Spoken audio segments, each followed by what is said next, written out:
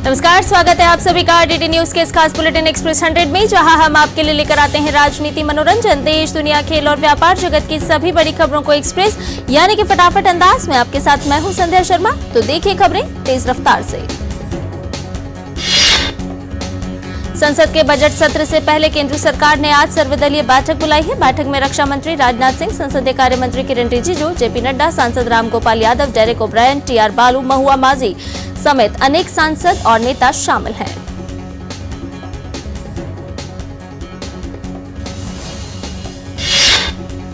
बैठक में सरकार की ओर से ये जानने की कोशिश होगी कि विपक्ष किन मुद्दों पर सदन में चर्चा चाहता है। वहीं विपक्ष के नेता भी ज्वलंत मुद्दों के साथ सरकार के सामने होंगे। कल संसद सत्र शुरू होने से पहले राष्ट्रपति द्रौपदी मुर्मू दोनों सदन के सदस्यों को संबोधित करेंगी। बजट सत्र का पहला भाग 13 फरवरी को समाप्त होगा। वक्फ कानून संशोधन विधेयक पर जेपीसी की रिपोर्ट को आज लोकसभा सचिवालय को सौंप दिया गया है। लोकसभा सांसद जगदम्बिका पाल की अध्यक्षता में गठित संयुक्त संसदीय समिति ने ये रिपोर्ट तैयार की है। राष्ट्रपिता महात्मा गांधी की 77वीं पुण्यतिथि पर देश आज शहीद दिवस मना रहा है। इस अवसर पर राष्ट्रपति द्रौपदी मुर्मू ने राजघाट पहुंचकर बापू को श्रद्धांजलि दी। वहीं उपराष्ट्रपति जगदीप धनखड़ ने भी राजघाट पहुंचकर राष्ट्रपिता को श्रद्धांजलि दी। प्रधानमंत्री नरेंद्र मोदी ने भी राष्ट्रपिता महात्मा गांधी की 77वीं पुण्यतिथि पर राजघाट पहुंचकर उन्हें श्रद्धा सुमन अर्पित किए। लोकसभा अध्यक्ष ओम बिरला ने शहीद दिवस के मौके पर राजघाट पर राष्ट्रपिता महात्मा गांधी को श्रद्धांजलि दी। उत्तर प्रदेश के मुख्यमंत्री योगी आदित्यनाथ ने लखनऊ में महात्मा गांधी की पुण्यतिथि पर उनकी प्रतिमा पर पुष्पांजलि अर्पित की। लोकसभा में नेता प्रतिपक्ष व कांग्रेस सांसद राहुल गांधी ने महात्मा गांधी की पुण्यतिथि पर राजघाट स्थित गांधी स्मारक पर पुष्पांजलि अर्पित की। दिल्ली में विधानसभा चुनाव के मद्देनजर चुनावी सरगर्मियां तेज हैं। चुनाव प्रचार के लिए पार्टियों के पास अब कुछ ही दिन बाकी हैं। ऐसे में सभी राजनीतिक दल पूरी ताकत झोंक रहे हैं। गृह मंत्री और भाजपा के वरिष्ठ नेता अमित शाह आज दिल्ली में 4 जनसभाएं करेंगे। रोहिणी, वजीरपुर, शालीमार बाग और नई दिल्ली विधानसभा में रैली करेंगे अमित शाह।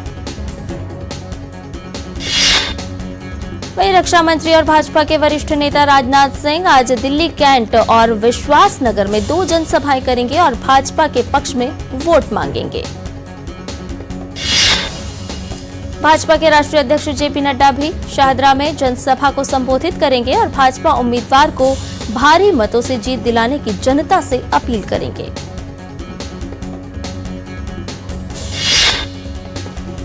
महाराष्ट्र के मुख्यमंत्री देवेंद्र फडणवीस भी 3 रैलियों को संबोधित करेंगे। फडणवीस मुस्तफाबाद, गोकुलपुर और बाबरपुर में रैली करेंगे।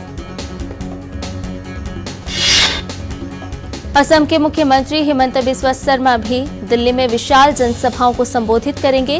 वे करावल नगर, घोंडा और चांदनी चौक में भाजपा के समर्थन में वोट मांगेंगे। उधर आपके राष्ट्रीय संयोजक अरविंद केजरीवाल और सपा नेता अखिलेश यादव का उत्तरी दिल्ली में रोड शो का कार्यक्रम है।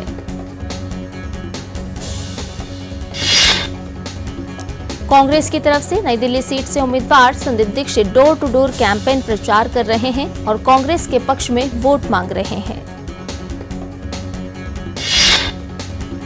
दिल्ली के बिजवासन विधानसभा क्षेत्र से भाजपा उम्मीदवार कैलाश गहलोत ने आम आदमी पार्टी पर अपने उद्देश्य से भटकने का आरोप लगाया है। उन्होंने आम आदमी पार्टी की कथनी और करनी में फर्क को उजागर किया। चुनाव आयोग ने अरविंद केजरीवाल द्वारा सौंपे गए जवाब को अनुपयुक्त माना है। आयोग ने अरविंद केजरीवाल से कल सुबह 11 बजे तक पॉइंटेड फॉर्म में जवाब देने को कहा है, जिसमें उनसे पूछा गया है कि जहर किस तरीके से और किस फॉर्म में और किस प्रकार दिया गया, अपने जवाब में स्पष्ट करें। वहीं भाजपा ने आज प्रेस कॉन्फ्रेंस की। केजरीवाल सरकार को घेरते हुए भाजपा ने कहा, आम आदमी पार्टी जनता के बीच भ्रम पैदा करने का काम कर रही है। भाजपा ने कहा, दिल्ली की जनता को अब अपने पानी की रक्षा करनी है। भाजपा प्रवक्ता सुधांशु त्रिवेदी ने कहा, केजरीवाल की अब पोल खुल गई है। टेरर फंडिंग मामले के आरोपी और सांसद राशिद इंजीनियर ने दिल्ली हाई कोर्ट में याचिका दायर कर आगामी संसद सत्र में शामिल होने के लिए अंतरिम जमानत की मांग की है। इस याचिका पर आज दिल्ली हाई कोर्ट में सुनवाई होगी।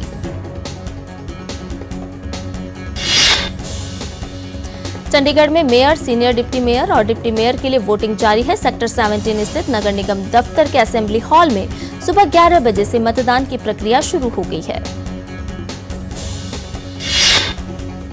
दिल्ली के राउज एवेन्यू कोर्ट में आज लैंड फॉर जॉब मामले में सुनवाई होनी है। इससे पहले 16 जनवरी को हुई सुनवाई टल गई थी। उस दिन कोर्ट ने एक रेलवे अधिकारी पर केस चलाने की अनुमति नहीं दी थी। मुंबई के सिद्धिविनायक मंदिर में आज से श्रद्धालुओं के लिए ड्रेस कोड लागू किया गया है। नई व्यवस्था के तहत स्कर्ट, कटे फिटे कपड़े और रिवलिंग ड्रेस पहनकर मंदिर में प्रवेश नहीं मिलेगा। मंदिर ट्रस्ट ने यह निर्णय मंदिर में आने वाले श्रद्धालुओं के सुझावों के आधार पर लिया है। कई भक्तों ने मंदिर में दर्शन करने के दौरान कुछ श्रद्धालुओं के पहनावे को लेकर चिंता व्यक्त की थी, जिनके कपड़े शालीन नहीं होते थे। दिल्ली पुलिस ने एक बड़ी कार्रवाई की है। पुलिस टीम ने कोपरनिकस मार्ग पर पंजाब सरकार लिखी संदिग्ध गाड़ी से भारी मात्रा में नकदी और शराब बरामद की है। पंजाब सरकार लिखी गाड़ी से कैश और शराब बरामद मामले को लेकर कांग्रेस उम्मीदवार संदीप दीक्षित ने कहा, पंजाब भवन को आपके कार्यालय के रूप में इस्तेमाल किए जाने की भी जानकारी मिली है। पुलिस को पंजाब भवन पर छापा मारना चाहिए और देखना चाहिए कि वे पंजाब भवन के कमरों में क्या छिपा रहे हैं। भाजपा सांसद प्रवीण खंडेलवाल ने कहा कि जिस तरह से पंजाब सरकार की गाड़ी को दिल्ली पुलिस ने पकड़ा और उसमें से नकदी और शराब बड़ी मात्रा में बरामद हुई, उससे आपका घिनौना चेहरा दिल्ली की जनता के सामने आ गया है। प्रयागराज में महाकुंभ का आज 18वां दिन है। महाकुंभ क्षेत्र के घाटों पर पावन डुबकी लगाने के लिए श्रद्धालुओं का आगमन लगातार जारी है। संगम पर हुए हादसे पर मुख्यमंत्री योगी आदित्यनाथ ने मृतकों के परिजनों को 25-25 लाख की आर्थिक सहायता देने की घोषणा की। मुख्यमंत्री ने निर्देश दिए कि आगामी 3 फरवरी को बसंत पंचमी के अवसर पर अमृत स्नान होना है। ऐसे में मुख्य सचिव और पुलिस महानिदेशक आज मेला क्षेत्र की व्यवस्थाओं की समीक्षा करें। महाकुंभ में मौनी अमावस्या पर हुई दुर्भाग्यपूर्ण घटना के बाद मुख्यमंत्री योगी आदित्यनाथ ने देर रात शासन स्तर के वरिष्ठ अधिकारियों की उपस्थिति में वरिष्ठ पुलिस अधिकारियों और जिला प्रशासन के अधिकारियों के साथ वीडियो कॉन्फ्रेंसिंग के माध्यम से विशेष बैठक कर आवश्यक दिशा निर्देश दिए हैं। इन नए दिशा निर्देशों पर नजर डाली जाए तो अब से मेला क्षेत्र को पूरी तरह नो व्हीकल जोन बनाया गया है। किसी भी विशेष पास के जरिए वाहन को प्रवेश नहीं दिया जाएगा। इसके साथ ही अतिरिक्त सुरक्षा और अधिकारी भी तैनात किए गए हैं। साथ ही व्यवस्थाओं को मजबूत करने के लिए वरिष्ठ IAS अधिकारी भेजे गए हैं। ये वरिष्ठ अधिकारी 12 फरवरी तक प्रयागराज में रहकर व्यवस्थाओं की निगरानी करेंगे। साथ ही राज्य प्रशासन ने महाकुंभ मेला क्षेत्र में व्यवस्थाओं को और मजबूत करने के उद्देश्य से व्यवस्था में और सुधार किए। मुख्य स्नान घाटों और मेला क्षेत्र में बैरिकेडिंग को मजबूत करेंगे। श्रद्धालुओं के लिए भोजन और पानी की पर्याप्त व्यवस्था को सुनिश्चित किया जाएगा। श्रद्धालुओं को बिना किसी जरूरी कारण के रोका नहीं जाएगा। साथ ही अधिकारियों को हर स्थिति की बारीकी से निगरानी करने के निर्देश भी दिए गए हैं। महाकुंभ 2025 को स्वच्छ बनाने के उद्देश्य से जगह जगह प्लास्टिक बॉटल्स को इकट्ठा करने के लिए विशेष कुंभों की आकृति के स्टोरेज कंटेनर बनाए गए हैं। महाकुंभ में भगदड़ से हुई मौत मामले में सुप्रीम कोर्ट में याचिका दाखिल हुई है। एक वकील की ओर से दायर याचिका में इस घटना को लेकर यूपी सरकार से स्टेटस रिपोर्ट तलब किए जाने और इसके लिए जिम्मेदार अधिकारियों के खिलाफ कार्रवाई की मांग की गई है। संभल हिंसा मामले में तीसरी बार न्यायिक जांच आयोग की टीम संभल पहुंच चुकी है। संभल हिंसा को लेकर गठित 3 सदस्यीय जांच कमेटी गवाहों के बयान दर्ज कर रही है। छत्तीसगढ़ के नारायणपुर में सुरक्षा बलों को बड़ी सफलता मिली है। 29 नक्सलियों ने आत्मसमर्पण किया है। इसमें 7 महिला नक्सली भी शामिल हैं। इसी के साथ ही लोन वर्राटू अभियान यानी घर वापस आइए पुनर्वास नीति के तहत नक्सलियों को घर वापसी के लिए सरकार के द्वारा प्रेरित भी किया जा रहा है। एनसीपी एससीपी सांसद सुप्रिया सुले ने पुणे के सिंहगढ़ रोड पर जीबीएस गुलेन बैरस सिंड्रोम प्रभावित क्षेत्र का दौरा किया। उन्होंने स्थानीय लोगों को पानी की आपूर्ति करने वाले जल स्रोतों का भी निरीक्षण किया। दिल्ली की एयर क्वालिटी बुधवार को गंभीर स्तर पर पहुंच जाने के कारण वायु गुणवत्ता प्रबंधन आयोग ने ग्रेडेड रिस्पांस एक्शन प्लान के चरण में 3 को फिर से लागू करने का फैसला किया है। श्रीनगर में शीतलहर जारी है। धुंध की हल्की परत छाई हुई है। डल लेक पर शीतलहर का असर देखने को मिल रहा है। तापमान में गिरावट दर्ज की गई है।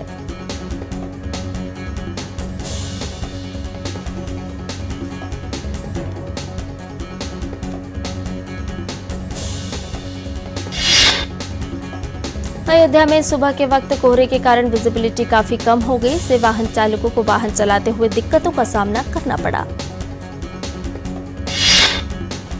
घरेलू शेयर बाजार आज लाल निशान पर खुला। शुरुआती कारोबार में सेंसेक्स 106.13 अंक गिरा, जबकि निफ्टी 23.9 अंक गिरा। कैबिनेट ने राष्ट्रीय महत्वपूर्ण खनिज मिशन को दी मंजूरी। 34,000 करोड़ रुपए का होगा निवेश। इसका मकसद खनिज संपदा के अधिग्रहण को प्रोत्साहन देना, संसाधन से संपन्न देशों के साथ व्यापार बढ़ाना और भारत में इसका भंडारण करना है। कैबिनेट ने सी श्रेणी के भारी गुड़ से उत्पादित इथेनॉल की एक्स मिल कीमत 56.28 रुपए प्रति लीटर से बढ़ाकर 57.97 रुपए प्रति लीटर करने की भी मंजूरी दी। सरकार ने पेट्रोल में 20% इथेनॉल मिश्रण का लक्ष्य भी 2030 से घटाकर इथेनॉल वर्ष 2025-26 कर दिया है। साथ ही चालू ESY 2024-25 के दौरान 18% इथेनॉल के मिश्रण की योजना बनाई है। केंद्रीय गृह मंत्री अमित शाह की अध्यक्षता वाली उच्च स्तरीय समिति ने विभिन्न राज्यों में आपदा के निवारण के लिए लगभग 3,028 करोड़ रुपए की मंजूरी दी। और बुलेटिन में फिलहाल रुकने एक छोटे से ब्रेक के लिए जल्द हाजिर होंगे। सर, आप ये बिल उस काउंटर पे जमा कर दीजिए। आंटी जी, मुफ्त इलाज की बधाई हो। मुफ्त इलाज? हाँ, मुफ्त इलाज। भाजपा सरकार बनते ही दिल्ली वालों को 10 लाख तक के मुफ्त इलाज की गारंटी। कमल का बटन दबाएं, भाजपा को जिताएं। मेरी पसंद। मेरी पसंद। मेरी पसंद। मेरी पसंद। हमारी पसंद। हम सबकी पसंद। मजबूत देश का मजबूत सरिया हो गया स्टील। और ब्रेक के बाद एक्सेस 100 में आपका एक बार फिर से स्वागत है।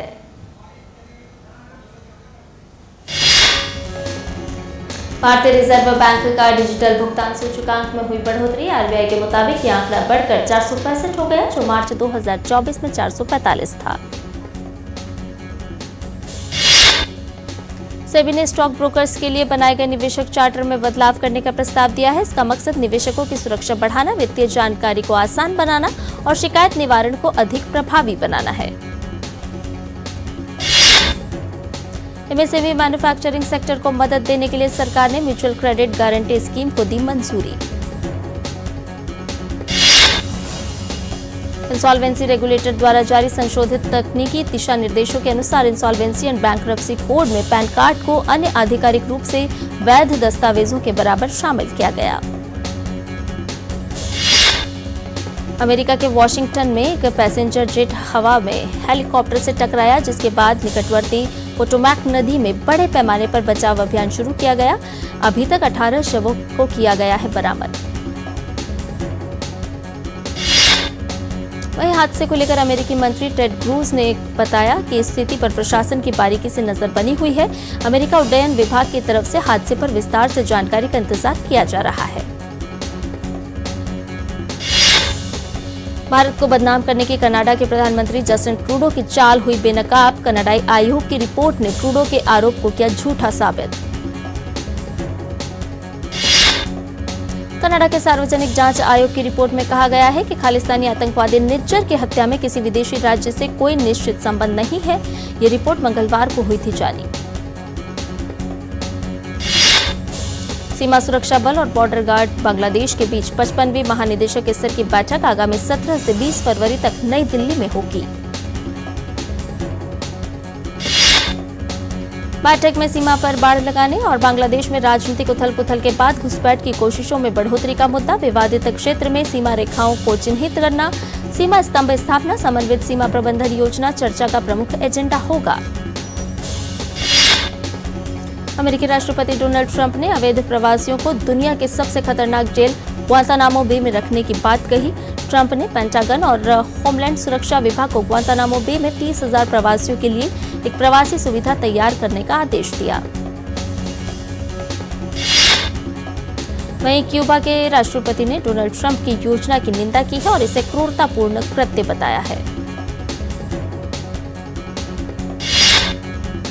अमेरिका के राष्ट्रपति डोनाल्ड ट्रंप ने जो बाइडेन के एक और फैसले को पलटते हुए वेनेजुएला के 6 लाख से अधिक लोगों को मिली निर्वासन सुरक्षा छीनी।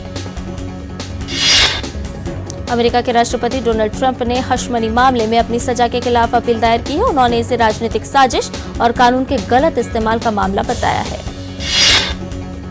वहीं ट्रंप के 2 सह आरोपियों के खिलाफ गोपनीय दस्तावेजों के मामले में चल रही आपराधिक कार्रवाई भी न्याय विभाग ने समाप्त कर दी है। गाजा संघर्ष विराम समझौते के तहत आज हमास 3 इजरायली बंधकों और 5 थाई नागरिकों को रिहा करेगा। आज रिहा किए जाने वाले बंधकों में 2 महिला और 80 साल का एक बुजुर्ग शामिल है। इजरायली बंधकों के बदले में 110 फिलिस्तीनियों को इजरायली जेलों से रिहा किया जाएगा। इजरायल द्वारा रिहा किए जाने वाले 110 फिलिस्तीनी कैदियों के नाम भी जारी नहीं किए गए हैं। उत्तर कोरिया के नेता किम जोंग उन ने परमाणु सामग्री उत्पादन केंद्र और एक परमाणु हथियार संस्थान का किया निरीक्षण। किम जोंग उन ने इस बात पर जोर दिया कि सबसे क्रूर दुश्मन देशों के साथ टकराव टाला नहीं जा सकता है और इसके लिए परमाणु कवच को मजबूत करना जरूरी है। बांग्लादेश में शेख हसीना की आवामी लीग पार्टी ने सरकार के खिलाफ और लोकतंत्र बहाली के लिए मोर्चा खोला। शेख हसीना की पार्टी फरवरी में सरकार के खिलाफ करेगी कई विरोध कार्यक्रम, जिसमें नाकाबंदी समेत 18 फरवरी को राष्ट्रव्यापी हड़ताल शामिल। इस संबंध में आवामी लीग 1 से 5 फरवरी के बीच विरोध कार्यक्रमों से जुड़े पर्चे बांटेगी। उसके बाद 6 और 10 फरवरी को विरोध रैलियां और 16 फरवरी को नाकाबंदी करेगी। बांग्लादेश की एक स्वतंत्र शोध agency centre for policy dialogue CPD ने जल्द ही राष्ट्रीय चुनाव कराने का आह्वान किया और इस बात पर जोर दिया है कि आर्थिक और निवेश वृद्धि के लिए एक स्थिर राजनीतिक माहौल जरूरी है। रिपोर्ट में कहा गया है कि कोई भी देश तब तक घरेलू और विदेशी निवेशक आकर्षित नहीं कर सकता जब तक वहां राजनीतिक और संस्थागत स्थिरता न हो।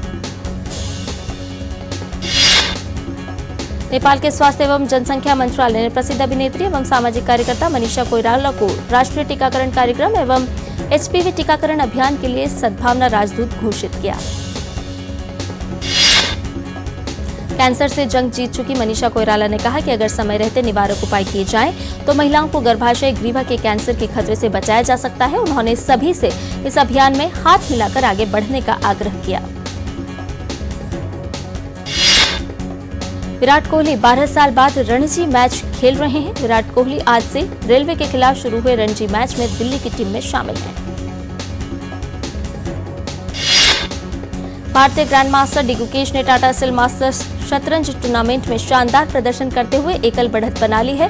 गुकेश के अब 6.5 अंक हैं। किदाम्बी श्रीकांत ने थाईलैंड मास्टर्स के प्री क्वार्टर फाइनल में प्रवेश कर लिया है। राउंड ऑफ 32 में श्रीकांत ने इजरायल के दानिल दुबोवेंको को हराया। कॉल टेस्ट में ऑस्ट्रेलिया की शानदार बल्लेबाजी देखने को मिली। स्टीवन स्मिथ ने शतकीय पारी खेली, वहीं उस्मान ख्वाजा ने दोहरा शतक लगाया। लिवरपूल की टीम चैंपियंस लीग के लीग स्टेज में शीर्ष पर रही। हालांकि टीम को पीएसवी आइंदोवन के खिलाफ 2-3 से हार का सामना करना पड़ा। रियल मैड्रिड को चैंपियंस लीग के प्लेऑफ में खेलना पड़ेगा। रियल मैड्रिड की टीम शीर्ष 8 में जगह बनाने में रही नाकाम। आर्सेनल ने चैंपियंस लीग के नॉकआउट स्टेज में प्रवेश कर लिया है। आर्सेनल ने पिछड़ने के बाद वापसी करते हुए जिरोना को मात दी। पेरिस सेंट जर्मेन ने चैंपियन लीग के प्लेऑफ में जगह बना ली है। पीएसजी ने डेम्बेले की हैट्रिक की मदद से स्टुटगार्ट को 4-1 से मात दी। एसी मिलान ने चैंपियंस लीग के राउंड ऑफ 16 में जगह बनाने का मौका गंवा दिया है। अब उसे प्लेऑफ में खेलना होगा। बार्सिलोना ने चैंपियंस लीग के लीग स्टेज में शीर्ष पर रहने का मौका गंवा दिया। बार्सिलोना को अटलांटा के साथ 2-2 से ड्रॉ खेलना पड़ा। हैरी केन के शानदार प्रदर्शन की मदद से बायर्न म्यूनिख ने चैंपियंस लीग के प्लेऑफ में जगह बना ली। बायर्न ने स्लोवन को 3-1 से मात दी। एटलेटिको मैड्रिड ने चैंपियंस लीग के अंतिम 16 में जगह बना ली है। एटलेटिको ने सॉल्सबर्ग को 4-1 से हराया। बोरुसिया डॉर्टमुंड को चैंपियंस लीग के अंतिम 16 में पहुंचने के लिए 2 लेग का प्लेऑफ खेलना होगा। हालांकि डॉर्टमुंड ने शख्तर डोनेस्को को 3-1 से हराया, लेकिन ये काफी नहीं रहा। एस्टन विला ने आर्सेनल की ओली वॉटकिंस को खरीदने की पहल को ठुकरा दिया है। सूत्रों के मुताबिक आर्सेनल ने वॉटकिंस को खरीदने के लिए पूछताछ की थी। स्पेन में आयोजित प्री सीजन टेस्टिंग के दौरान लुइस हैमिल्टन की फेरारी क्रैश हो गई। हालांकि 7 बार के फॉर्मूला 1 चैंपियन हैमिल्टन को कोई चोट नहीं आई है। बच्चों और युवाओं के लिए स्माइल इंटरनेशनल फिल्म फेस्टिवल का 11वां एडिशन राजधानी दिल्ली में हुआ शुरू। ये वार्षिक महोत्सव पूरे भारत में 100 से अधिक जगहों पर आयोजित किया जा रहा है। सिफ्सी के 11वें एडिशन की शुरुआत Italian film the tigers nest के प्रीमियर से हुई। इस फिल्म फेस्टिवल में 150 से ज्यादा फिल्में दिखाई जाएंगी। एक्टर मिलिंद सोमन ने बीवी अंकिता कुंवर के साथ महाकुंभ में लगाई आस्था की डुबकी। उन्होंने कहा कि वो महाकुंभ आकर धन्य महसूस कर रहे हैं। बॉलीवुड और साउथ अभिनेता प्रकाश राज ने अपनी संगम में डुबकी लगाते हुए फर्जी तस्वीर पर प्रतिक्रिया देते हुए सख्त कदम उठाने की warning the. Documentary series the greatest rivalry Bharat बनाम पाकिस्तान का ट्रेलर हुआ रिलीज। इस डॉक्यूमेंट्री का निर्देशन चंद्रदेव भगत और स्टीवर्ट सग ने किया है। आरती कदम डायरेक्टेड फिल्म मिसेज ओटीटी पर हुई रिलीज। फिल्म में अभिनेत्री सान्या मल्होत्रा लीड रोल में है। बोमन ईरानी के निर्देशन में बनी पहली फिल्म द मेहता बॉयज का ट्रेलर हुआ रिलीज। ट्रेलर में अभिनेता अविनाश तिवारी के साथ नजर आए, जो उनके बेटे की भूमिका निभा रहे हैं। नेपोटिज्म के आरोपों से घिरे रहने वाले करण जौहर सैफ अली खान के बड़े बेटे इब्राहिम अली खान को करने जा रहे हैं लॉन्च। करण जौहर ने सोशल मीडिया के जरिए किया ऐलान।